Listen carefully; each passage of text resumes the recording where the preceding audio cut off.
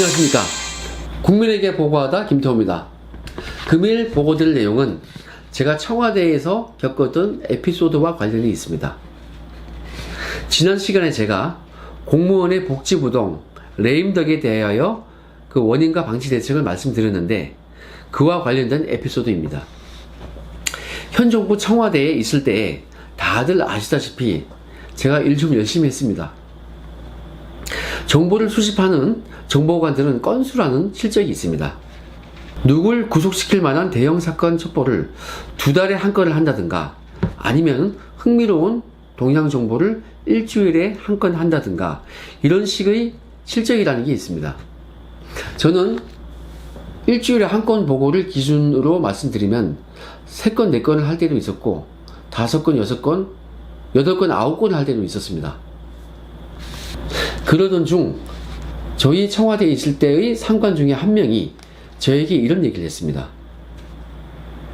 과거 자신이 원 소속기관에 있을 때 하루에 2건을 보고하는 게 기준인데 하루에 3건, 4건을 보고하는 직원이 있었다.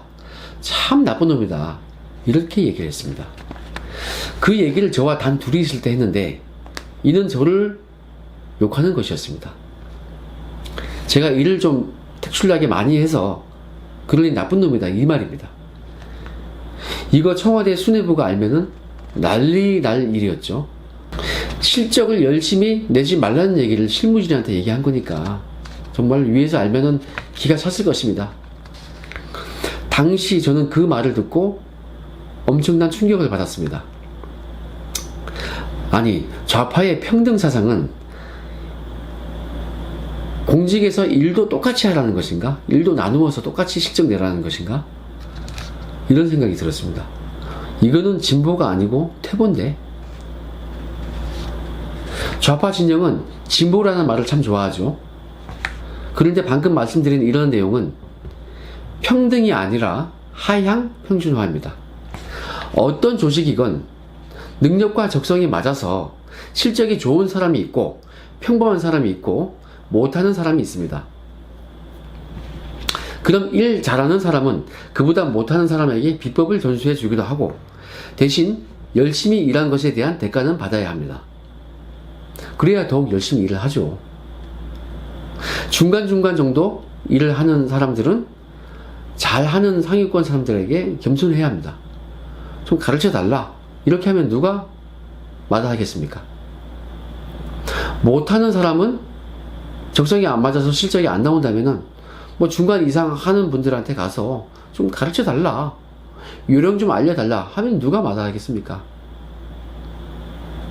이렇게 해서 다 같이 실적이 올라갈 때 실적 하위층은 중간 정도 되고 중간은 또 실적이 더 상위층까지 올라가고 이렇게 되는 것이 상향 평준화입니다. 이게 진보죠. 지금 아까 그 상관이 말했던 것은 진보가 아니고 퇴보입니다. 자, 이것을 그럼 기업에 빗대어 보겠습니다. 잘 나가는 대기업들이 있겠죠. 평범한 중소기업들도 있고 영세한 업체들도 있습니다. 평등하게 만들자고 잘 나가는 대기업 두들겨 패고 반기업적인 행태를 보이면 이건 다 같이 죽자는 것입니다.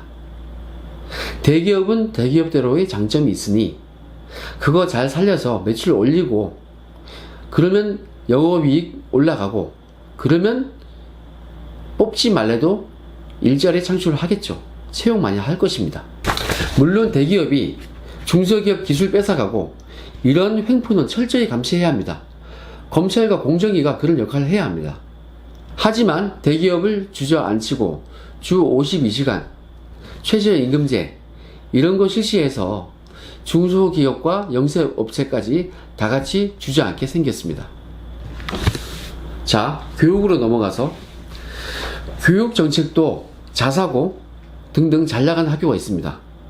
평범한 학교도 있습니다. 영재급들은 따로 모아서 경쟁시키면 더욱 창의적이고 뛰어난 인재가 되지 않겠습니까? 아인슈타인도 나오고 정말 몇 세대를 먹여 살릴 그런 획기적인 특허도 나올 것입니다. 평범한 학교는